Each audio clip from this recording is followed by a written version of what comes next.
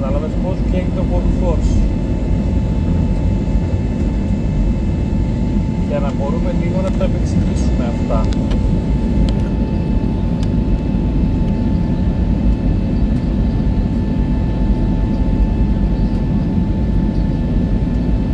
Ωραία, γράφει τις παραδοχές για να είμαστε έτοιμοι. Να μην χάνουμε καιρό και εγώ προχωράω με τα ρέστα.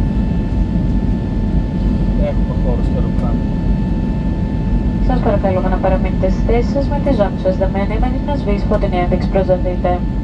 Καθώς μπορεί να προκύψουν αναταράξεις κατά τη διάρκεια της πτήσης, θα πρέπει να έχετε τη ζώνη σας δεμένη εφόσον κάθεστε.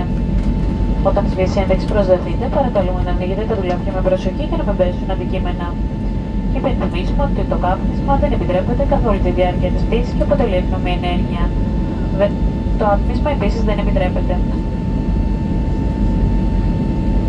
Please remain seated with your seatbelt fastened until the fasten seatbelt sign is switched off.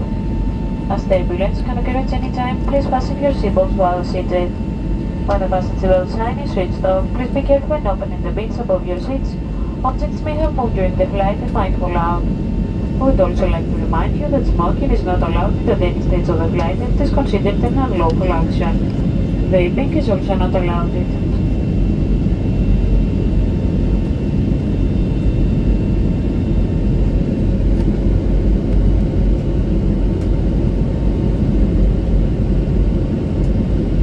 Κατά τη χρήση φόρτιση των προσωπικών σας ηλεκτρονικών συσκευών διαπιστωθεί υπερθέρμανση της λειτουργίας, ενημερώστε αμέσως το πλήρωμα καμπίνας. Η χρήση και η φόρτιση των ηλεκτρονικών συσκευών καπνίσματος ή ατμίσματος, καθώς και των προσωπικών powerbanks δεν επιτρέπεται.